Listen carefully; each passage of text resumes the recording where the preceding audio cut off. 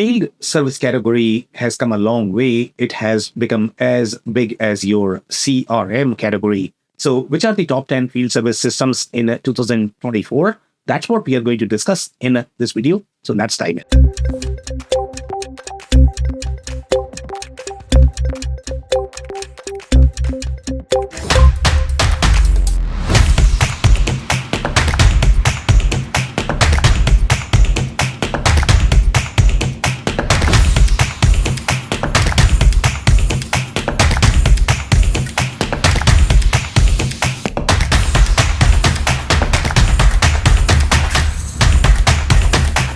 Hello everyone, my name is Sam Gupta. I am principal at Elevate IQ. Elevate IQ is the independent ERP and digital transformation consulting firm. We help companies with their digital transformation journey, strategy, change management, selection, as well as implementation.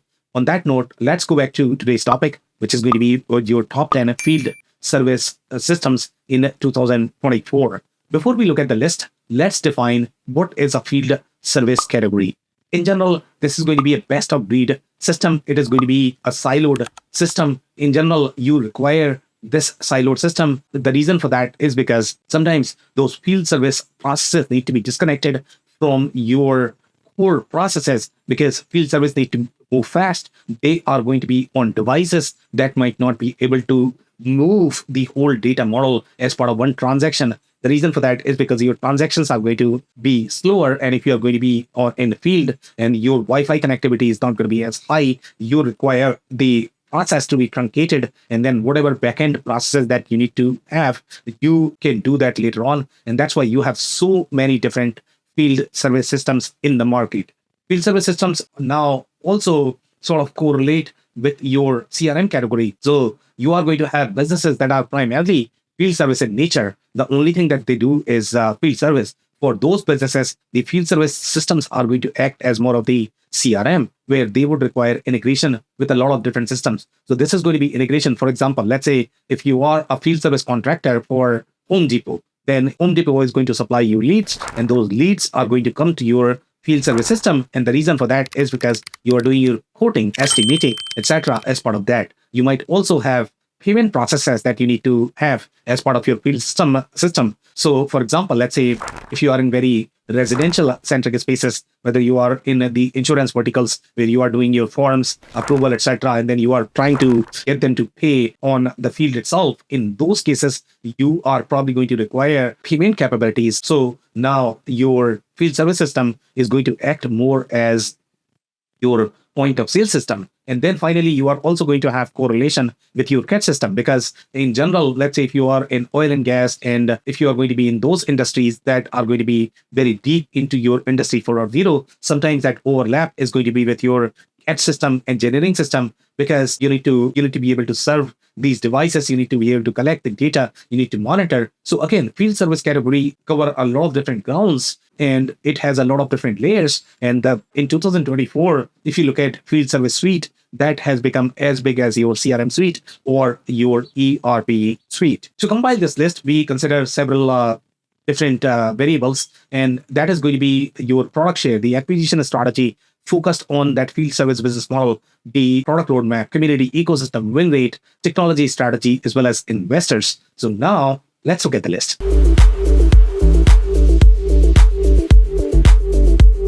Number 10 on our list is Jobber.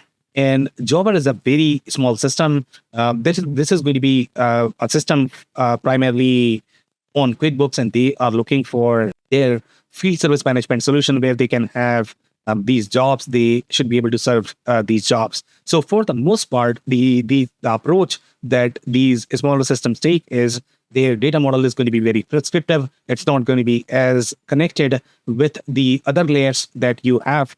You are going to get good scheduling, but their inventory might not be as coded in general. So that's probably the challenge that you are going to have with your Jobber. So the challenge that you are going to run into with systems such as this is your costing is probably going to be a challenge. From the operational perspective, from the job management, project management perspective, you will be able to schedule your resources, you will be able to manage your calendar. But if you are looking at the profitability of these jobs, that might be a challenge in general, just because your inventory is not going to be coded. But at the same time, because of this, the implementation is going to be far easier, because if you are switching from your QuickBooks, in general, your data sets are not going to be coded, your customers are not going to be coded, your vendors are not going to be coded, and your inventory is not going to be coded either in general. And this is the same experience that you are going to get here. So again, you don't have to hire executives who are going to be experienced in standardizing your SKUs, the product model, the customer model, the vendor model.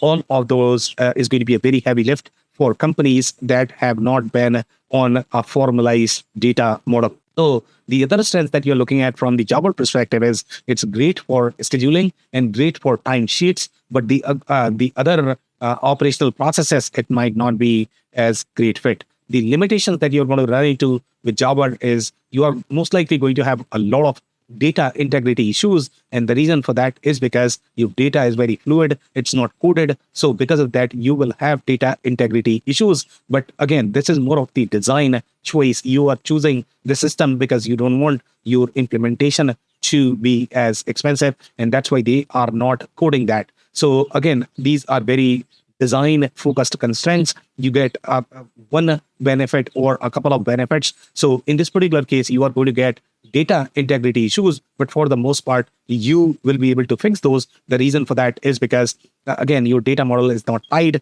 It does not have as many business rules. So you can do pretty much whatever you want. But again, you are going to have those issues. So you need to control these things more from the process governance perspective. It is not going to be scalable for your cross-functional financial-centric use cases. That's where you are going to run into challenges, and billing and invoicing is probably going to be a challenging as well, just because your inventory and financial data sets, they are not going to be as connected. If you are doing a lot of edits on your invoicing billing, then you will have to take a lot more shortcuts in general. So those are some of the challenges. That's number 10.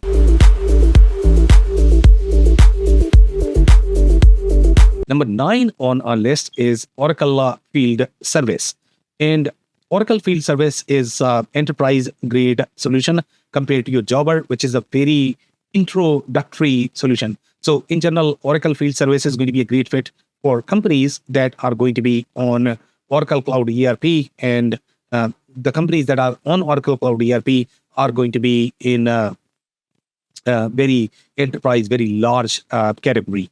So Oracle Field Service, first of all, Oracle has a lot of market share among those media companies in oil and gas, service-centric companies. And in those, you are going to have a lot of flavored capabilities. Oracle Field Service also is going to be extremely robust in public sector verticals, especially if you're looking at scenarios such as your emergency communication, and that requires integration with your devices on the field. You need to be able to communicate with all of those. So you are going to have a lot of those capabilities pre-baked as part of the solution. You are going to have a lot more add-ons that are going to be present in their ecosystem. So this is going to be a great fit, especially when you are looking at enterprises that are going to have very large call centers and the dispatch process. And when you're looking at very complex GPS routing, including when you are including weather patterns, etc., for all of those scenarios, Oracle Field Service is going to be a great fit. The other advantages that you're looking at from the Oracle Field Service perspective is the global cloud footprint. And some companies might care for that as well. For example, let's say if you're going to be in the not-for-profit or public sector space, sometimes they have constraints put by any of the companies that might be funding them, and they need to keep their data inside a country. For that, Oracle Field Service is probably going to be a better solution. The limitations that you are looking at from the Oracle Field Service perspective is the number of layers that you are going to have inside the product, the kind of data modeling and the process modeling that you are going to require from the Oracle Field Service perspective. It's probably going to be bloated for SMBs. They might not enjoy it. In general, the implementation is going to be far more expensive, just because this is designed for slightly more enterprise-centric use cases. And because of these layers, you are also going to have a steep learning curve, and most likely it's not going to be as mobile friendly as some of the other solutions that we have on this list. For example, Jobber, the newer technologies, they are going to be slightly more mobile friendly. So that's number 9.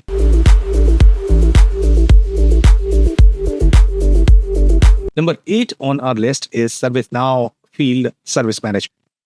ServiceNow Field Service Management has a lot of different templates that they have created for your field service companies, but ServiceNow was always far more present in slightly more IT-centric, data center-centric companies where they require IT-centric planning compliance that is going to have much heavier lift as well. When you are going to require integration with these data center-centric devices, when you have to do your billing, invoicing-centric scenarios, and sometimes you are looking at consumption-based billing from the hardware perspective, those are the scenarios where ServiceNow is going to be a great fit. The strengths that you're looking at from the ServiceNow perspective is fluid architecture for very ad hoc business processes. When your business processes are going to be not as rigid, that can be hosted inside your ERP, when you cannot do that, when you are dealing with many different devices, channels, and you require that GRC, security control across your processes, collaboration, that's when your ServiceNow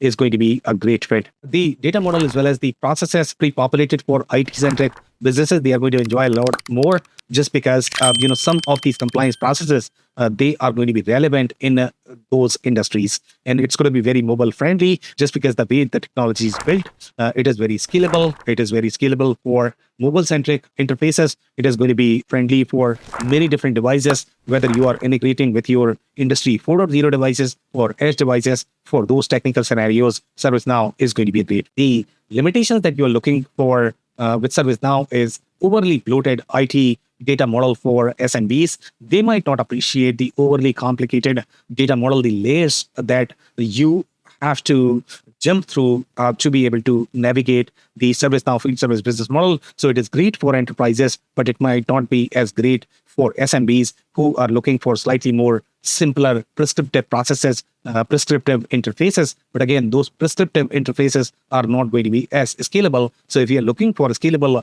data model, the process model, ServiceNow is probably a better fit. But then because of those reasons, your consulting is going to be far more expensive as well. The licensing is very expensive just because it's very customizable, configurable for very enterprise grade scenarios. So that's number 8.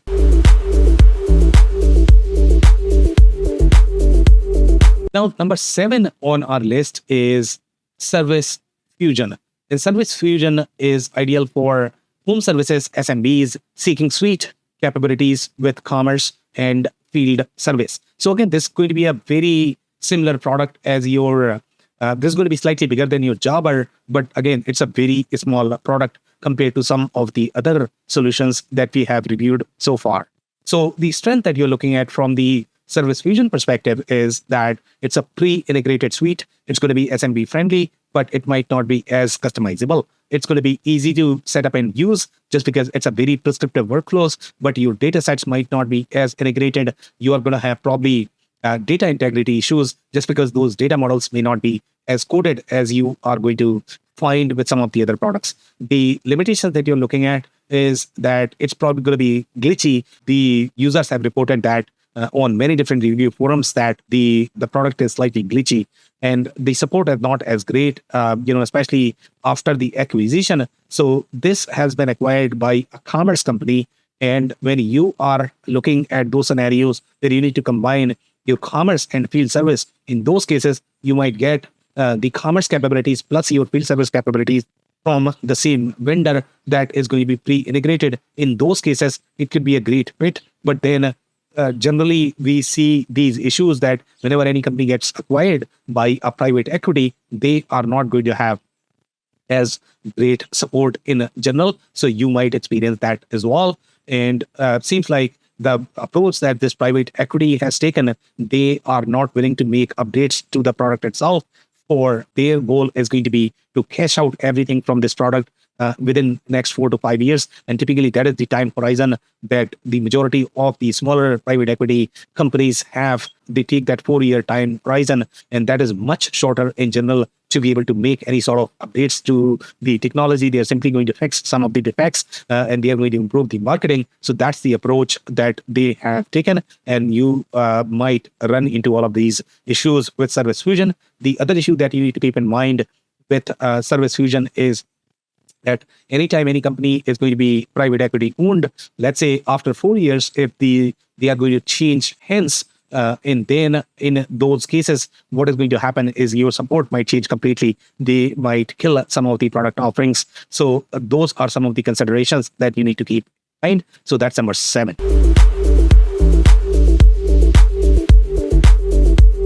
Number 6 on our list is service power.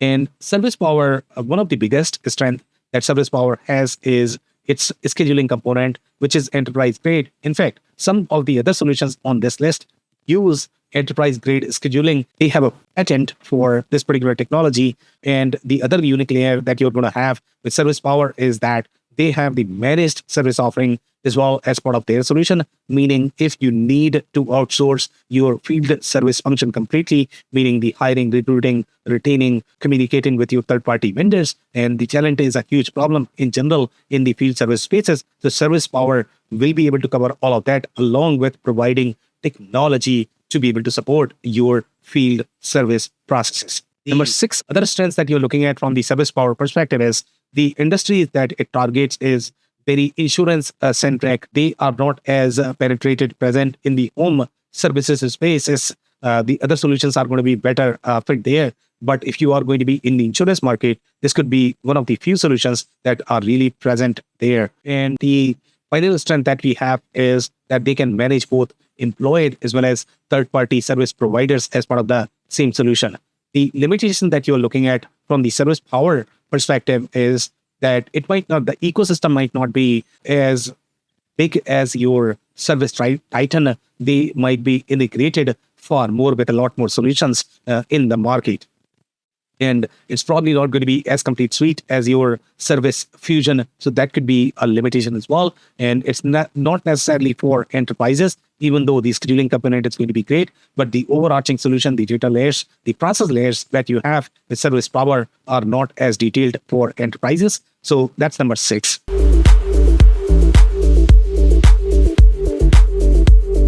Number 5 on our list is ServiceMax.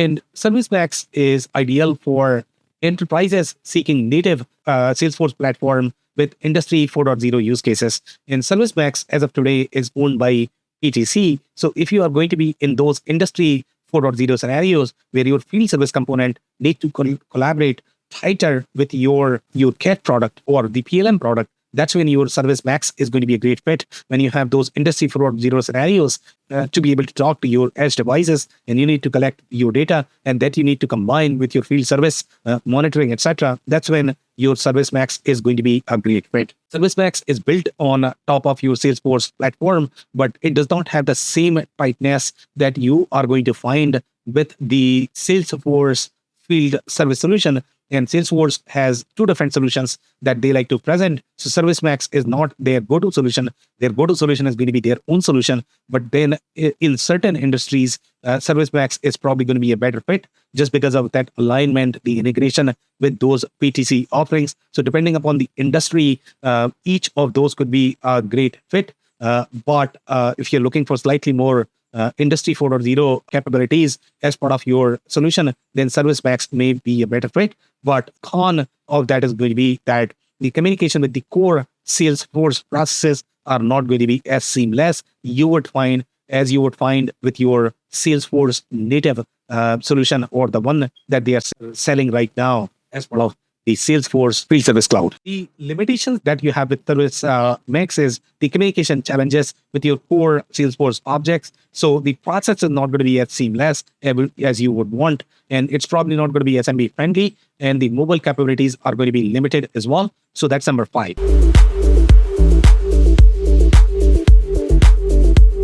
Number 4 on our list is Microsoft Dynamics 365 field service. And it is going to be ideal for companies that are going to be on Microsoft Dynamics products, whether you talk about the CE products or any of the ERP products from Microsoft. The strengths that you have from the Microsoft Dynamics 365 field service perspective, the ecosystem itself, you're going to find a lot more options in general in Microsoft ecosystem. And for field service solution, just like your CRM category, you will require a lot more add-ons, whether you are looking at the field service payments, etc., or you are looking to integrate with many different channels from which you might be acquiring these leads. So for that, your Dynamics 365 field service could be a great fit. You are also going to have Power Platform, and in general, the processes are very ad hoc in the field service component. Whether you are looking at those insurance companies, they are going to have a lot of different forms, and those forms are generally not as rigid. So if you are going to have very prescriptive model from your object perspective, it might not work in those spaces. So the Power Platform is going to be a great fit that goes along with your field service solution.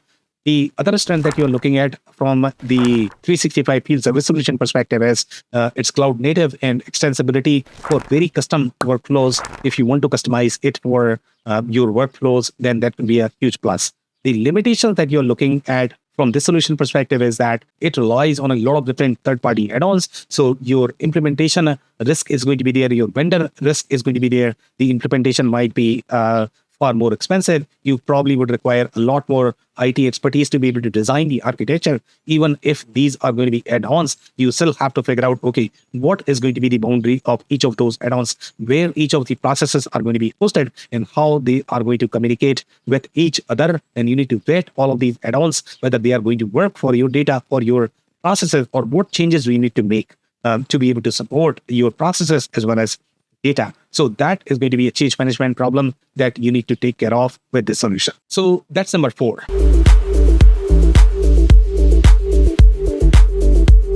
Number 3 on our list is Salesforce Field Service. And this is another solution that we have in the Salesforce ecosystem. And this is your part of your field service cloud that they are selling. So this particular solution is going to have far superior communication with your Salesforce objects, with the CRM platform, with the marketing automation platform. So when you are looking at all of that consolidated view in one solution, that's when your Salesforce field service is going to be a great fit. Salesforce ecosystem is also a great fit for your call center-centric scenarios. You are going to find a lot more apps in general in improving that customer experience. If these processes are going to correlate with your field service processes, that's when your Salesforce field service is going to be a great fit. And the final strength that we have with Salesforce field service is you're looking at very enterprise-grade service management capabilities, whether you are looking at more from the dispatch perspective, whether you are looking at this more from the scheduling perspective, all of those capabilities are going to be there. The limitations that you have in that Salesforce field service solution is it's not very SMB friendly and only designed for best of breed service-centric workflows. You might run into challenges where your operational processes need to be connected with your field service processes. If you require that, for example, let's say if you are in very regulated industries where you need to have these processes to be connected, maybe they are driven by serial numbers. If you have that, then you need to bring a lot more data overall to your field service component. And sometimes that could be very expensive in general to manage. And then you are going to increase a lot more work for your backend processes because you are intentionally disconnecting these processes. So depending upon the choice of the architecture, what do you care for? Do you care for transactional efficiency, or do you care for that financial control, financial traceability across the processes? Either approach could be fine, but again, you are always going to have pros and cons of each of the approaches. In this particular case, you are looking at very disconnected experience and you are purposely choosing that, and you are going to have some cons because of that. And it will require a lot of consulting and enterprise architecture expertise to be able to design around this particular solution. So that's number 3.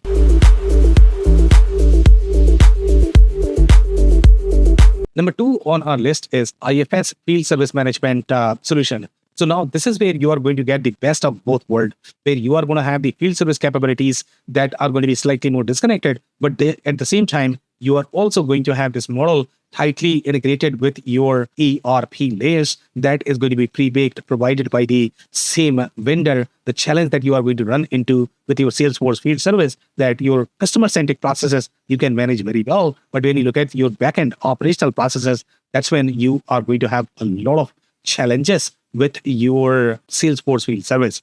With IFS, your operational processes might be great, but when you are looking at those CX-centric processes, then you have to integrate this with your call center, integrate with your CRM processes. that's when you are going to run into challenges with your IFS, and that might be slightly more expensive just because you need to create or build these capabilities as part of the solution.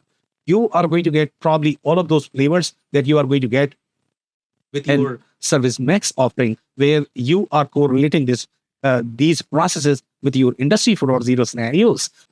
But again, IFS covers a lot of ground, but it is not going to provide all of those from the customer experience perspective. So depending upon what you care for in your architecture, where your critical success factors are, you need to choose one of the architecture. But if you care for that operational integration, at the same time having the flexibility of that field service layer, that's when your IFS is going to be a great fit. IFS is also a great fit for asset-centric companies, where you are going to have very different operational model as part of your EAM solution.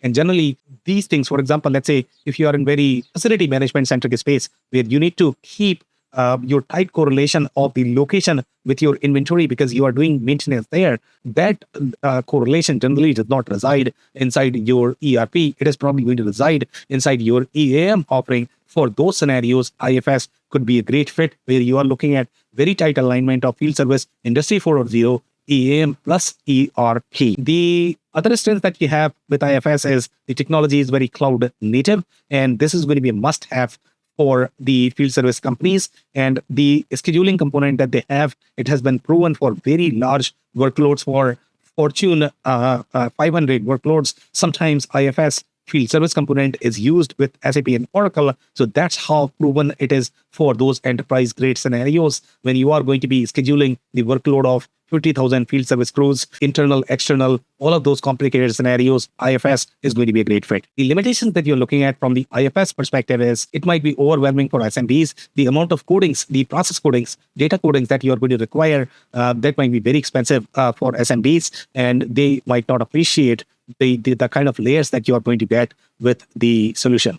And they still have very limited North American presence. They are doing very well in North America in general, but they don't have as many logos, at least as of today. So that's number 2.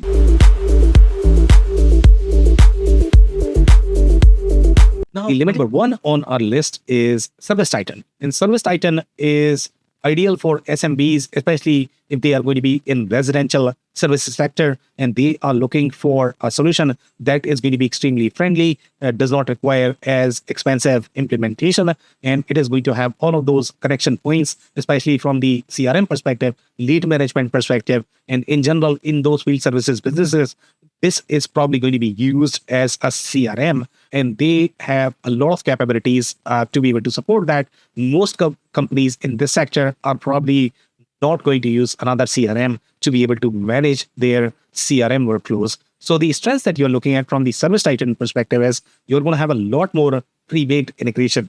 Again, the perspective, the design that Service Titan takes is they are very workflow centric, meaning you are going to improve the customer experience, the employee experience from the field service perspective, but that comes at the expense of your operational correlation. When you are going to get into these operational financial scenarios, those are not going to be there with Service Titan, just because it's trying to simplify the data model. It's trying to flatten the data model to make it easy for those smaller companies. So the other strengths that you're looking at from the Service Titan perspective is the marketplace and the ecosystem is one of the biggest. It is one of the most comprehensive suite for SMBs, especially in the residential services sector. The limitations that you have with Service Titan is not meant for enterprises. For the most part, let's say, if you care for that operational correlation, and sometimes, the Service Titan is a very expensive product. It gets very expensive. And if you're using it with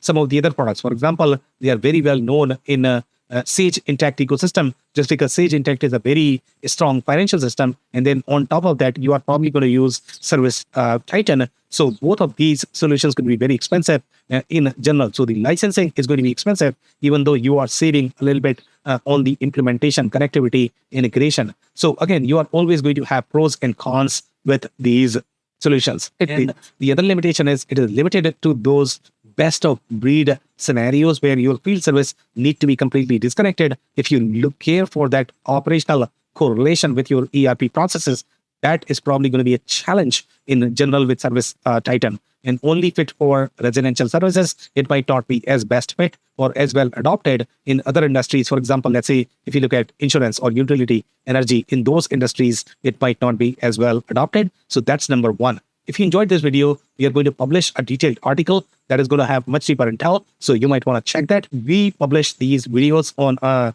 weekly basis. So like and subscribe on YouTube. This podcast is also available on Spotify as well as Apple. So check there as well as subscribe if you like. Also, if you have not checked our digital transformation report for 2024, we encourage you to check that. And we are going to include the link of that as well. On that note, thank you so much for tuning in. I'll see you in the next one.